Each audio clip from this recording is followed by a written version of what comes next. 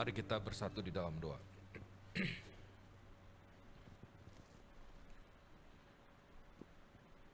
Bapa Sorgawi, Allah kami yang hidup, jumpailah kami masing-masing setiap umat-Mu, baik yang beribadah di gedung gereja ini, maupun yang bergabung melalui kanal YouTube. Kristus Sang Firman hidup bersabdalah, Roh Kudus terangilah hati dan pikiran kami. Kiranya ucapan mulut hamba-Mu dan perenungan hati kami semua berkenan kepadamu, ya Tuhan Allah, gunung batu dan penembus kami yang hidup. Amin.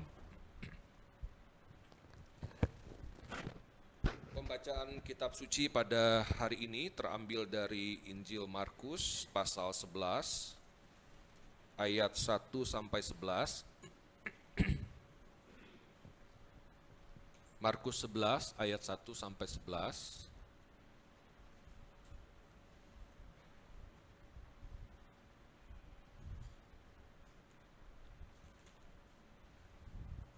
Kalau sudah mendapatkannya, saya akan membacakannya untuk kita semua.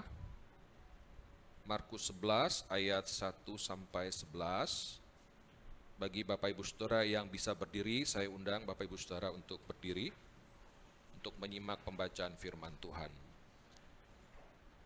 Injil Kristus menurut Markus 10 ayat 1 sampai 11, dengarkanlah firman Tuhan. Ketika Yesus dan murid-muridnya mendekati Yerusalem, dekat Betfage dan Betania di Bukit Zaitun, Yesus menyuruh 2 orang muridnya dengan pesan, "Pergilah ke kampung yang di depanmu itu. Ketika kamu memasukinya, kamu segera akan menemukan seekor keledai muda tertambat yang belum pernah ditunggangi orang. Lepaskanlah keledai itu dan bawalah kemari. Jika ada orang mengatakan kepadamu, mengapa kamu lakukan itu? Jawablah, Tuhan memerlukannya. Ia akan segera mengembalikannya ke sini." Mereka pun pergi dan menemukan seekor keledai muda tertambat di depan pintu di luar di pinggir jalan, lalu melepaskannya. Beberapa orang yang berdiri di situ berkata kepada mereka, "Apa yang kamu lakukan? Mengapa kamu lepaskan keledai itu?" Lalu mereka menjawab seperti yang sudah dikatakan Yesus. Maka orang-orang itu membiarkan mereka mengambilnya. Lalu mereka membawa keledai muda itu kepada Yesus dan mengalasinya dengan pakaian mereka. Kemudian Yesus pun duduk di atasnya. Banyak orang yang menghamparkan pakaiannya di jalan. Ada pula yang menebarkan ranting-ranting hijau yang mereka ambil dari ladang. Orang-orang yang berjalan di depan dan mereka yang mengikuti dari belakang berseru, "Hosana, diberkatilah dia yang datang dalam nama Tuhan. Terpujilah kerajaan yang datang, kerajaan Bapa kita Daud. Hosana di tempat yang maha tinggi." Ia masuk ke Yerusalem, ke bait Allah, dan meninjau semuanya. Namun, karena hari hampir malam, ia keluar ke Betania bersama dengan ke-12 muridnya. Berbahagialah setiap orang yang mendengarkan firman Allah dan yang memeliharanya. Hosiana. Hosiana, Hosiana, Hosiana.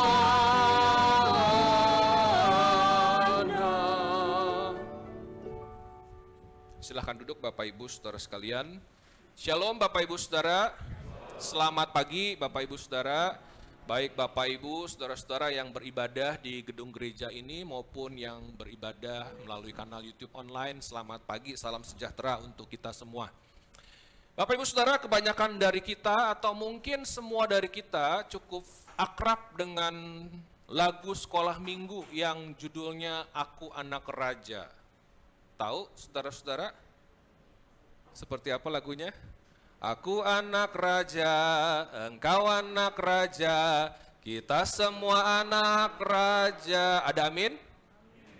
Aminnya ragu-ragu nih ya. Aku anak raja, engkau anak raja katanya. Kita semua anak raja. Terus haleluya puji Tuhan, haleluya puji Tuhan, haleluya gitu ya. Kira-kira lagu yang gembira begitu, yang sejak kecil kita mengajarkan anak-anak kita semua ini anak raja, haleluya begitu ya. Nah tapi pertanyaannya saudara-saudara, ketika kita mengatakan dan mengajarkan kepada anak-anak kita adalah anak raja, raja seperti apa nih yang ada di benak anak-anak kita, yang kita ajarkan kepada anak-anak kita, dan raja seperti apa yang ada di benak kita, saudara-saudara. Kalau bicara raja, orang yang paling berkuasa, Itu raja itu identiknya dengan setidaknya 3 hal, saudara-saudara. Kekuasaan, kekayaan, dan kekuatan militer. Itu raja. Itu kalau kita bicara raja. Karena itu saudara-saudara kita ajarkan anak kita, Yesus adalah raja segala raja. Dan kita adalah anak raja. Karena itu saudara-saudara, orang Kristen diajarkan begitu ya. Kita sebagai orang Kristen anak raja, mesti jadi kepala. Tidak boleh jadi ekor gitu ya. Lalu ini dipahaminya apa? Kita harus jadi top leader. Jangan jadi bawahan. Orang Kristen itu harus paling top. Itu baru anak raja begitu ya.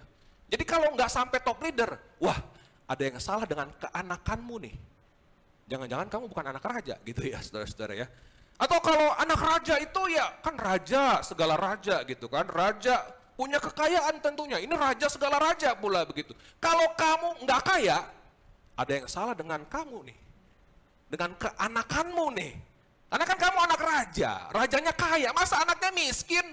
Ada yang salah dengan keanakanmu nih begitu ya. Dan dalam segala hal nih kita harus jadi pemenang gitu. Tidak bisa dikalahkan. Alhasil saudara-saudara, nggak sedikit orang Kristen yang kecewa sama Tuhan. Kecewa sama Yesus. Setelah ikut Yesus, lalu taat dan setia. Lalu ada orang-orang Kristen yang berkata, kok saya sejak ikut Yesus, saya taat dan setia loh. Saya rajin baca firman, saya rajin berdoa. Orang-orang lain nyolong, bohong, saya enggak loh. Saya setia, tapi kok hidup saya jadi lebih susah. Saya di pekerjaan jujur, malah nggak mujur. Saya di usaha, mau hidupi ajaran Yesus kok malah jadi ditipu sampai bangkrut. Saya udah ikut Yesus malah kena sakit penyakit. Jadi sakit-sakitan. Mengalami musibah dan lain sebagainya. Saudara-saudara, bukan Yesus yang salah. Tetapi, dan bukan kita juga yang salah saudara-saudara. Tetapi ada yang perlu dikoreksi tentang pemahaman kita tentang kerajaan Allah. Yang perlu dikoreksi adalah pemahaman kita tentang Allah sebagai raja, saudara-saudara.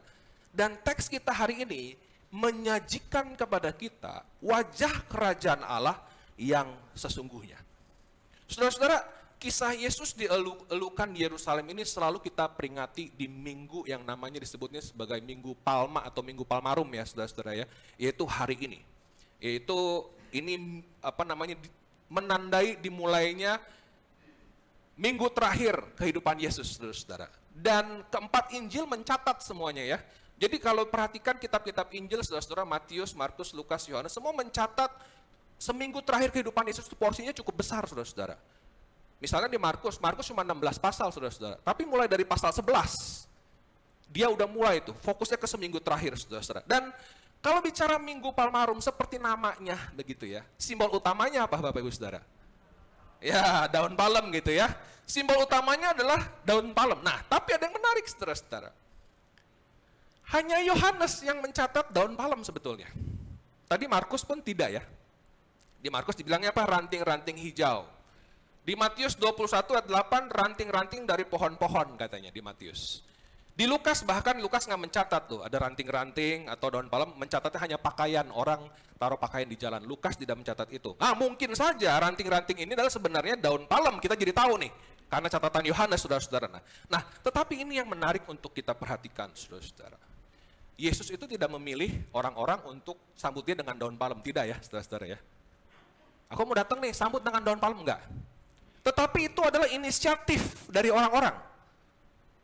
Daun palem dipilih oleh banyak orang, daun palem dipilih oleh orang banyak untuk memaknai identitas dan kehadiran Yesus pada saat itu.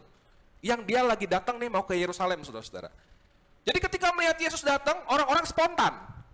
Spontan ngapain saudara-saudara? Pilih daun palem nih, untuk menyambut Yesus. Nah, sedangkan Yesus, saudara-saudara, memilih seekor keledai muda untuk memaknai identitas dan kehadirannya di Yerusalem.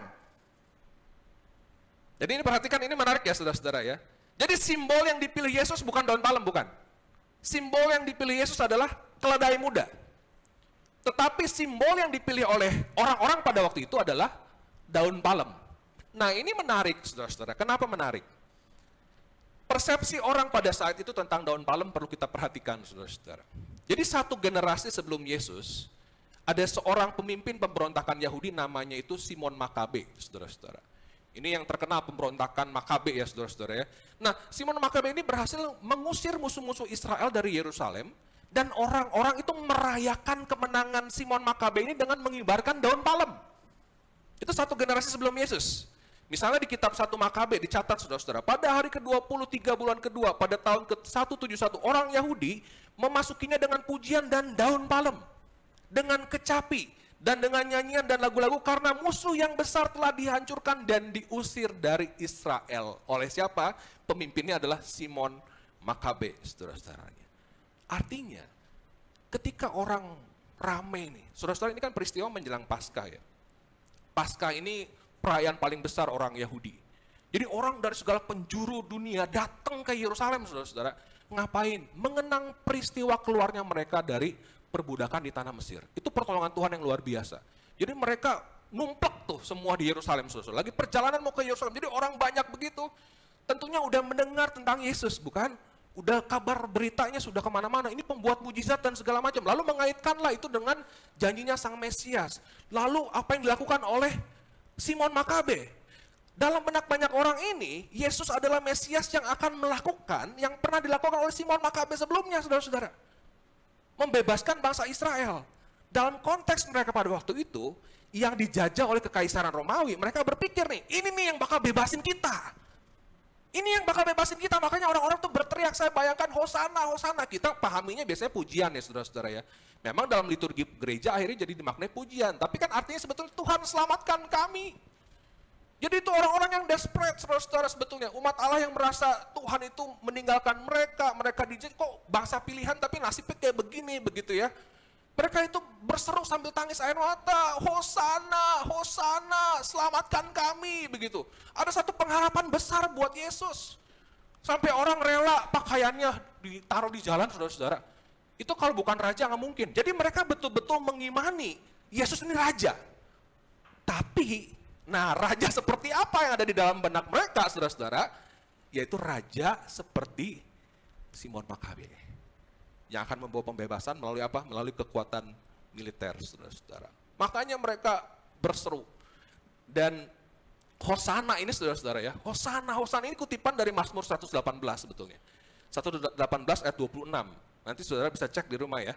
Sebetulnya Mazmur 118 ini adalah konteksnya pujian dan ucapan syukur kepada Tuhan atas apa? Kemenangan militer, saudara-saudara. Kemenangan militer. Jadi itu yang ada di benak mereka. Yesus adalah raja, tapi konsep raja yang ada dalam benak mereka itu ternyata beda dari identitas Yesus sebenarnya, saudara-saudara. Nah, Yesus kontras dengan mereka, saudara-saudara. Yesus memilih seekor keledai muda yang belum pernah ditunggangi. Ada catatan penting yang belum pernah ditunggangi dari keledai muda. Nah, saudara-saudara, ini menarik juga karena ini di Zakaria 9 ayat 9 mengatakan begini, Zakaria 9 ayat 9. Bersorak-soraklah dengan nyaring hai putri Sion, bersorak-soraklah hai putri Yerusalem. Lihat, rajamu datang kepadamu, ia adil dan jaya, ia lemah lembut dan mengendarai seekor keledai beban yang muda. Jadi Markus mau bilang, ini Mesias yang memang sudah dinubuatkan dari ratusan tahun yang lalu. Yesus datang dengan apa? Dengan keledai. Yesus memilih simbol yang menekankan kerendahan hatian dan kelemahan daripada kekuatan militer, saudara-saudara. Keledai itu bukan simbol kekuatan. Kalau naik kuda baru gagah, saudara-saudara, naik kuda gitu ya. Tapi dia pilihnya naik keledai. Martin Luther berkomentar begini, saudara-saudara, sang reformator ya. Yesus tidak duduk di atas ekor kuda yang gagah, hewan perang, dan tidak datang dengan kebesaran dan kekuasaan yang besar, tetapi duduk di atas seekor keledai, hewan perdamaian yang hanya cocok untuk membawa beban dan menolong pekerjaan manusia. Kata Luther, dengan ini Yesus menunjukkan bahwa ia datang tidak untuk menakuti manusia ataupun untuk menghancurkannya, namun untuk membantu dan menopang beban manusia. Saudara-saudara, pernyataan Yesus bahwa ia adalah Mesias tidak hanya berkaitan dengan tujuannya bahwa kerajaan Allah itu akan hadir begitu ya. Tetapi dia juga menjelaskan kerajaan Allah itu wajahnya seperti apa. Hadirnya dengan cara seperti apa sih begitu. Jadi orang banyak pada waktu itu tuh meyakini bahwa memang kerajaan Allah sedang hadir dan akan hadir. Tapi apa yang di benak banyak orang beda dari apa yang Yesus ajarkan dan hidupi, saudara-saudara. Kehidupan dan pelayanan Yesus di bumi juga berkaitan dengan cara bagaimana kerajaan Allah itu hadir di muka bumi, saudara-saudara. Yaitu dengan kasih yang rela berkorban. Dan inilah wajah kerajaan Allah yang sesungguhnya. Dan inilah cara yang Yesus ingin kita tempuh sebagai para muridnya. Saudara-saudara, kita hidup di zaman yang mengagung-agungkan dan mengejar-ngejar kekuasaan, kekayaan, kekuatan militer. Kita hidup di zaman ini, saudara-saudara. Itulah sebabnya sampai sekarang Ukraina, Rusia nggak berhenti-berhenti ya, saudara-saudara ya. Negara barat, segala macam, saudara-saudara. Dan sedihnya, saudara-saudara, banyak orang Kristen pun sama sekali nggak berbeda sebetulnya. Ini sedihnya. Yesus adalah raja segala raja, kita adalah anak raja, maka kita hidup harus sebagai kepala bukan ekor, jadi top leader. Itu yang kita kejar, saudara-saudara. Yang kita kejar posisi tingginya, saudara-saudara. Anak raja ya pasti kaya dong, kalau miskin ada yang salah nih dengan kamu. Mungkin ada dosa begitu ya, dalam segala hal mesti jadi pemenang. Gak bisa dikalahkan. Nah saudara-saudara, dalam perjalanan pelayanan saya yang cukup singkat, saudara-saudara, 12 tahun, menurut Bapak Ibu Saudara lebih banyak mana nih? Jemaat yang minta didoakan supaya usaha dan pekerjaannya berhasil, atau jemaat yang minta didoakan supaya ia hidupnya taat dan setia? Yang pertama apa kedua kira-kira? Betul saudara-saudara, yang pertama. Jadi fokusnya banyak orang saudara-saudara bukan di taat dan setianya loh. Fokusnya gimana saya bisa sukses. Nggak ada yang salah dengan sukses saudara-saudara. Tapi bagaimana kita memaknai sukses itu pertanyaannya saudara-saudara. Dan inilah ironinya saudara-saudara. Kita hidup di tengah dunia tetapi kita tidak berbeda dari dunia. Padahal kerajaan Allah nilainya itu jungkir balik dari nilai dunia saudara-saudara. Betul Yesus adalah raja segala raja. Tapi dia adalah raja yang merendahkan diri. Mengosongkan diri, taat sampai mati disalibkan, dan semuanya dia lakukan karena cinta kasih. Sacrificial love. Itulah sebabnya Kristus yang sudah merendahkan diri sampai bawah, itulah sebabnya dia ditinggikan saudara-saudara. Kenapa? Karena dia sudah mengosongkan diri sampai nol, sampai habis. Sayangnya banyak orang termasuk orang Kristen ingin dihormati, ingin punya kuasa, tapi nggak mau merendahkan diri demi kepentingan orang lain, saudara-saudara. Jadi kita mau jadi top leader begitu ya. Tapi kita lupa, saudara-saudara. Yesus bisa jadi top leader, dikaruniai nama segala nama katanya. Kenapa? Karena dia sudah mengosongkan diri loh sampai habis. Sama seperti manusia jadi hamba bahkan mati buat kita. Betul saudara-saudara, Yesus adalah raja segala raja. Tapi dia adalah raja orang-orang yang miskin dan tersingkirkan. Saudara, kebanyakan orang ke Yerusalem pada waktu itu, ini mau perayaan Paskah. Kebanyakan orang itu jalan kaki. Mayoritas orang jalan kaki. Segelintir orang naik unta atau keledai. Segelintir orang. Siapa segelintir orang ini? Orang-orang yang berada tentunya. Orang-orang kaya. Yang punya keledai, yang punya unta. Mereka baru naik keledai atau unta. Tapi mayoritas orang jalan kaki. Yesus naik apa saudara-saudara? Keledai. Apa dia orang kaya?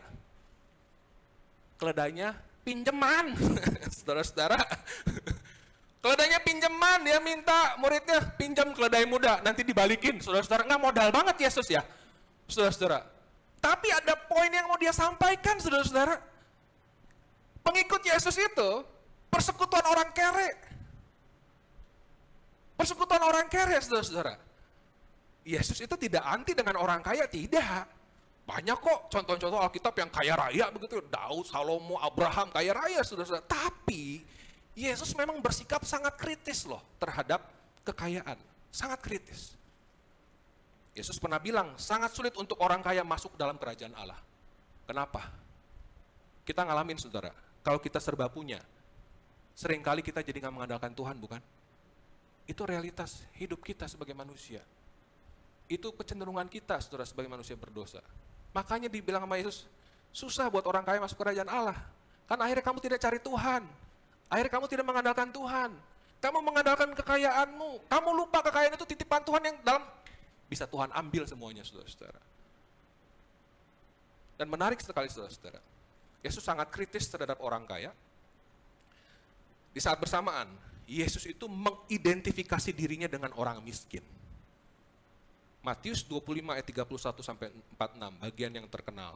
Apa yang kamu lakukan buat saudaramu yang paling hina, katanya.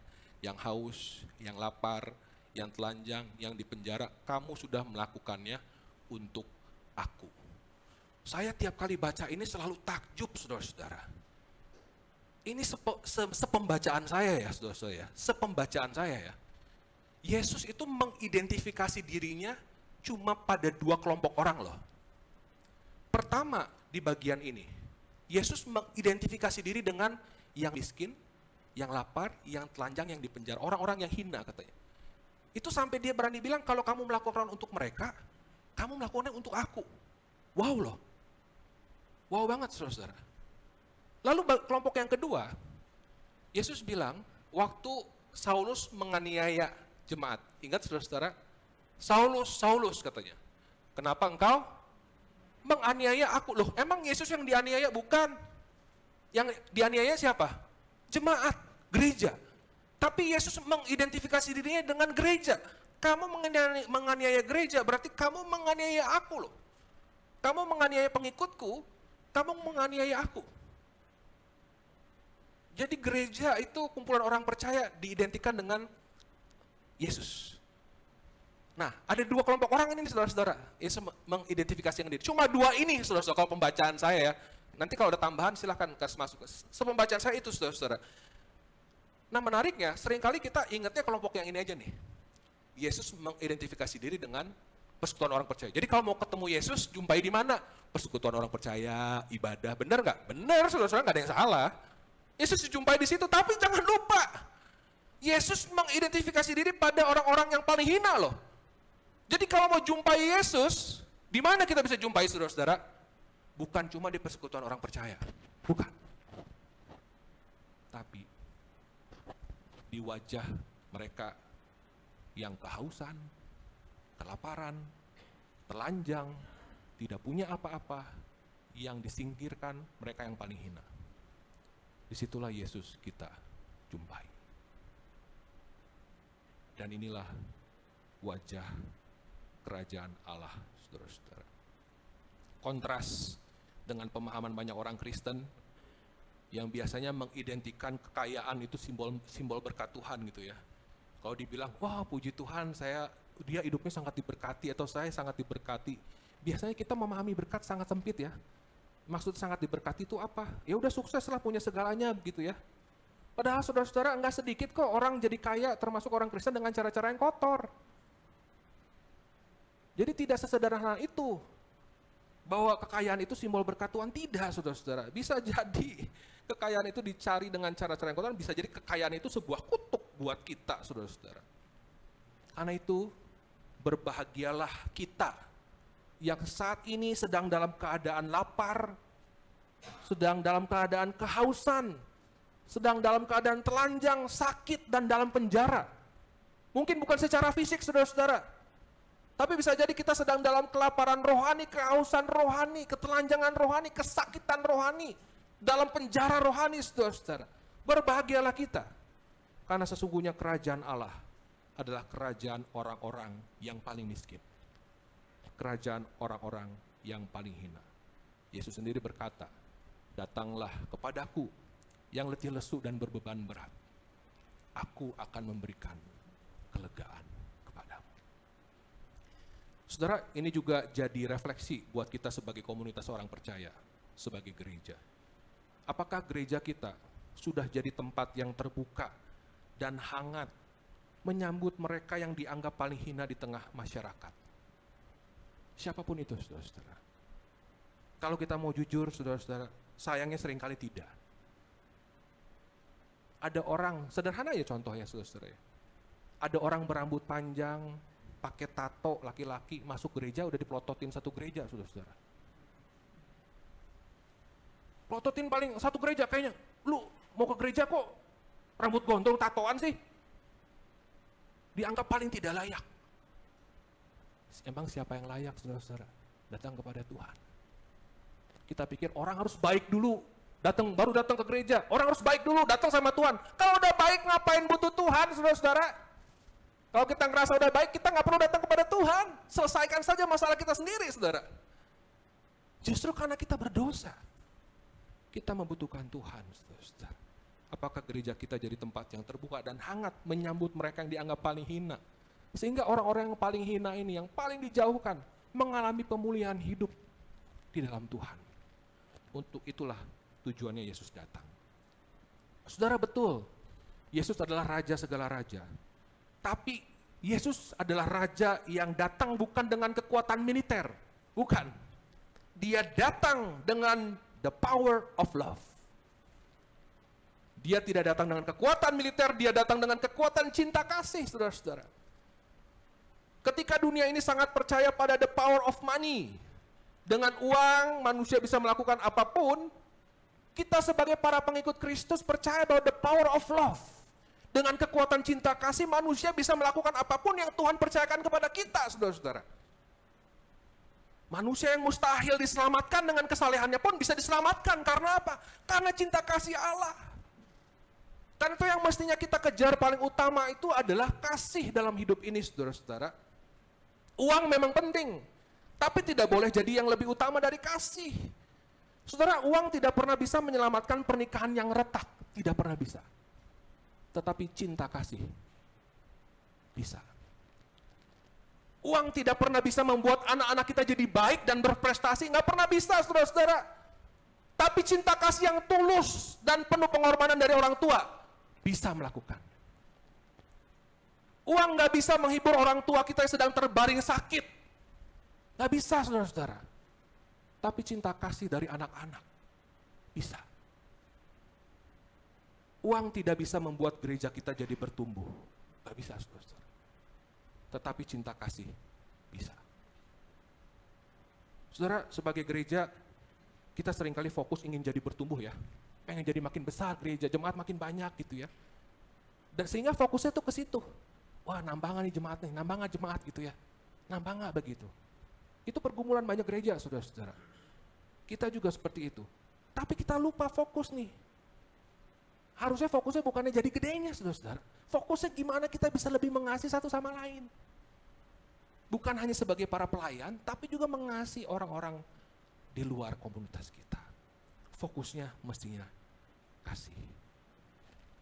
Saudara-saudara, inilah Yesus, Sang Mesias dan Raja kita. Kerajaannya adalah kerajaan yang mengosongkan diri, bukan memegahkan diri. Kerajaannya adalah kerajaan orang-orang yang paling hina, bukan kerajaan orang yang merasa kaya dan berkuasa, bukan, saudara-saudara. Kerajaannya adalah kerajaan cinta kasih. Sambutlah dia dan ikutilah jalan kerajaannya. Tuhan memberkati kita semua. Amin.